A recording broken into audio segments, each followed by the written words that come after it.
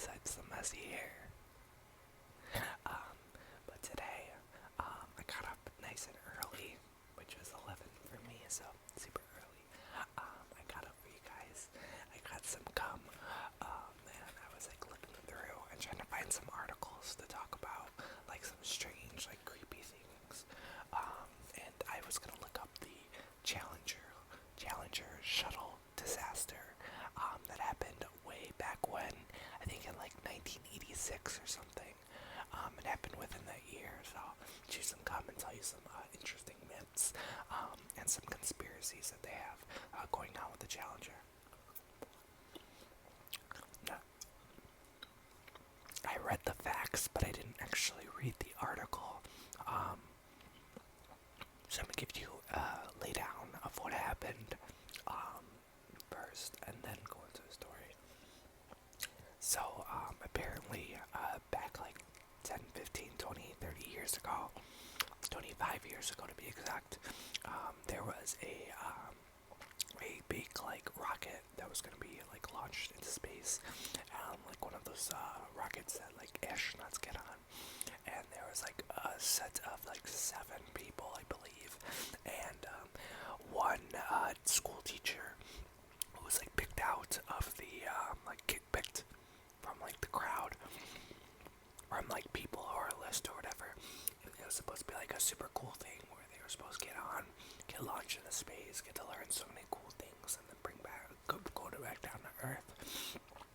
But on their way up, I guess it exploded entirely on TV in front of pictures and cameras, etc., etc. And yeah, there was always like a bunch of rumors growing up. I remember as a kid, my family used to talk about how there was like how it was crazy and that they seen it on TV and how like in the sky you could see it like it exploded. But yeah, so now I'm gonna go into the article I'm reading. Okay, here's the way the mission may be remembered. 1. Few people actually saw the Challenger tragedy unfold live on television. 2. The shuttle did not explode in the common definition of that word. 3. The flight and the astronauts' lives did not end at that point, 73 seconds after launch. The design of the booster, while possessing flaws subject to improvement,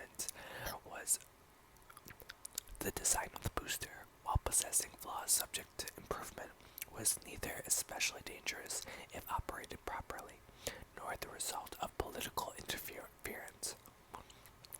5.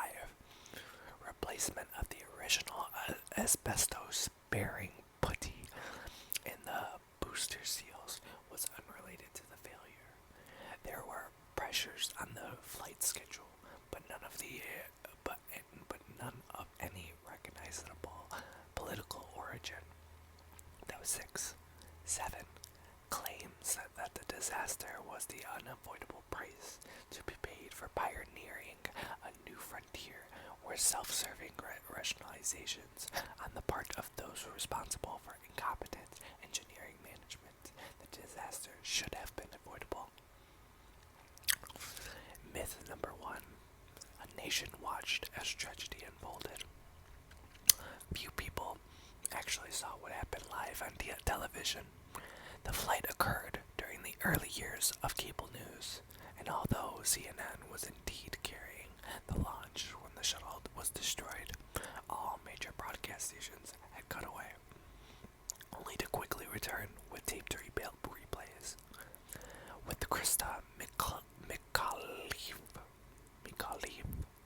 said to be the first teacher in space, NASA had arranged a satellite broadcast of the full mission in television sets in many schools. But the general public did not have access to this unless they were one of the then few people with the satellite dishes. What most people recall as a live broadcast was actually the tape to replay broadcast soon after the event. Myth number 2. Challenger exploded. The shuttle did not explode in the common definition of that word. There was no shockwave, no detonation, no bang. Viewers on the ground just heard the roar of the engine stop as the shuttle's fuel tank tore apart, spilling liquid oxygen and hydrogen, which formed a huge fireball at an altitude of 46,000 feet. Some television documentaries later added the sound of an explosion to these images, but both solid fuel strap-on boosters climbed up out of the cloud, still firing and unharmed by any explosion. Challenger itself was torn apart as it was flung free of the other rocket components and turned broadside into the Mach 2 airstream on March 2nd. Individual propellant tanks were seen exploding, but by then the spaceship was already in pieces. That's creepy. Makes you wonder what happened that day. Myth number 3. The crew died instantly. Crack open another stick of gum to get this extra chewy.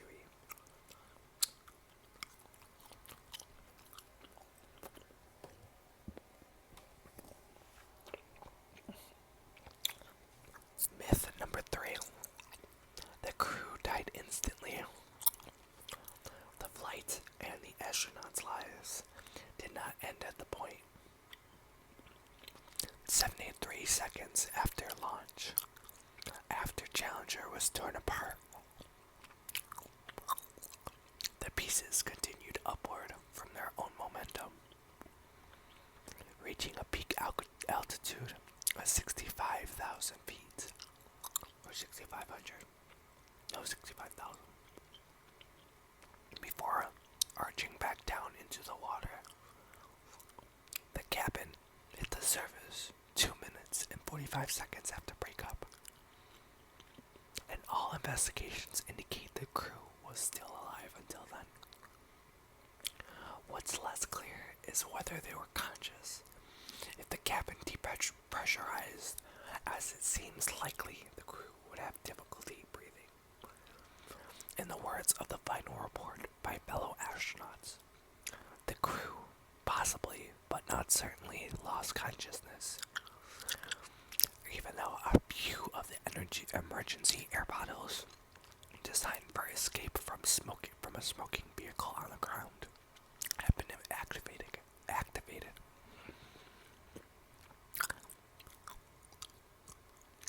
The cabin hit the water at a speed greater than 200 miles per hour, resulting in a force of about 200 Gs, crushing the structure and destroying everything inside. If the crew did not lose consciousness, or did lose consciousness, and the cabin may have been sufficiently intact to hold enough air long enough to prevent this, it's unknown if they would have regained it as the air thickened during the last seconds of the fall. Official NASA commemorations of Challenger's 73-second flight subtly deflect attention from what has happened in the almost 3 minutes of flight and life remaining after the breakup. Myth number 4. I saw another one while I was looking this up, and they still think that all the people inside the flight are still alive. That's just crazy. Dangerous boosters. Flaws result of meddling. The side-mounted booster rockets, which help propel the shuttle at launch, then drop off during ascent, did possess flaws subject to improvement, but these flaws were neither especially dangerous if operated properly, nor the result of political interference. Each of the pair of solid fuel boosters was made from 4 separate segments that bolted end to end together, interfaces was what destroyed the shuttle. Although the obvious solution of making the boosters of one long segment instead of 4 short ones was later suggested. Long solid fuel boosters have problems with safe propellant loading, with transport, and with stacking for launch. And multi-segment solids had a good track record with the Titan III military satellite program. The winning contractor was located in Utah, the home state of a powerful Republican senator. But the company also had the strings of the NASA selection board was looking for. The segment interface was tricky, and engineers kept tweaking the design to respond to flight anomalies. But when operated within tested environmental conditions, the equipment had been performing adequately. Okay, people, we only got 3 more myths left, so stay with me. Myth number 5. Environmental ban led to weaker sealant. A favorite of the internet, this myth states that a major factor in the disaster was that NASA had been ordered by regulatory agencies to abandon a working pressure sealant because it contained too much asbestos and use a weaker replacement. But the replacement of the seal was unrelated to this disaster and occurred prior to any environmental ban. Even the original putty had persistent sealing problems, and after it was replaced by another putty that also contained asbestos, the higher level of breaches was connected not to putty itself, but to new test procedures being used. We discovered that it was this leak check which was likely cause of the dangerous bout of bubbles in the putty that I heard about. A member of the Challenger Investigation Board said, and the bubble effect was unconnected with the actual seal violation that would ultimately doom Challenger and its crew. The cause was an inadequate low temperature performance of the O-ring seal itself, which had not been replaced. That's crazy. Political pressure forced the launch. There were pressures on the flight schedule, but none of any recognizable political origin. Launch officials clearly felt pressure to get the mission off after repeated delays, and they were embarrassed by repeated mockery on the television news of previous crubs. But the driving factor in their minds seemed to have been 2 shuttle-launched planetary probes, the first ever probes of this kind. They had unmovable launch window, just 4 months in the future.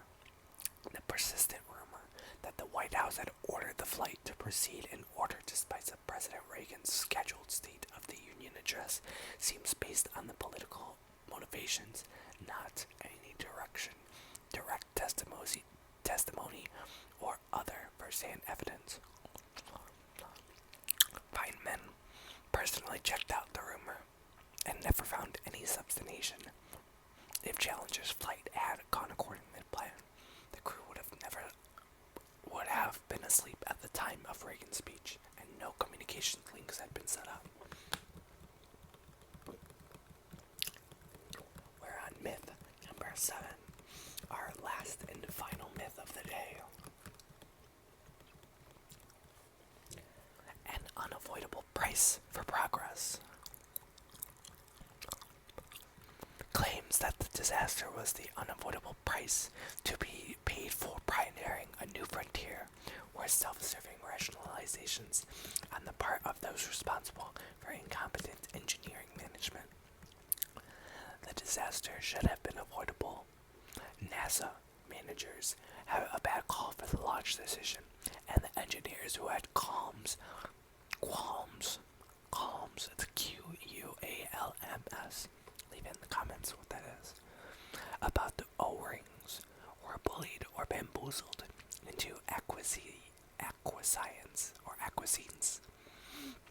The skeptics' argument that that launching with record cold temperatures is valid, but it probably was not argued as persuasively as it might have been in hindsight. If launched on a warmer day, with gentler high altitude winds, there's every reason to suppose the flight would have been successful, and the troublesome seal design, which already had the attention of designers, would have been modified at a pace that turned out to have been far too leisurely.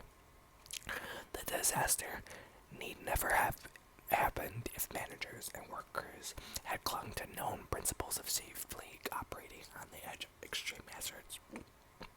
Nothing was learned by the disaster that had already been learned and forgotten. And just so you know, if you're interested in reading, this was a 7 myths about the Challenger shuttle disaster. This was brought to you by Space on NBCnews.com. This was also written by James Oberg in January 25th of 2011 in Houston, Texas. My own personal opinion after reading this, it's very interesting. I knew about the Challenger and I knew about some of the rumors, but now I'm hearing some direct thoughts about the specific information of why they think it's not. It all kind of makes sense. But if we're speaking in my own opinion now, of 25 years ago, I don't know how much accurate information is so much now. I'm sure that they could have done a lot more back then, but they also didn't have all the resources to check everything as much. They kind of went on a whim and kind of went, okay, we got it, we're right. They didn't really know that they had so many problems with the answers and questions, like the stuff that they're coming up with. However, I completely don't know. I was never born, and I'm way too young to be discussing something that happened so old ago, but I do definitely think that there's always something to be messed with. I just don't think it's as serious as people make it out to be afterwards. However, to re-summarize, a nation watched as the tragedy unfolded. The Challenger exploded, which were all myths. The crew died instantly. Dangerous boosters flaws result of meddling. Environmental ban led to weaker sealant. Political pressure forced the launch, and an unavoidable praise for progress. Those are all myths, brought to you by MCC, brought to you by Joey Stable. Thank you so much for visiting with me, guys.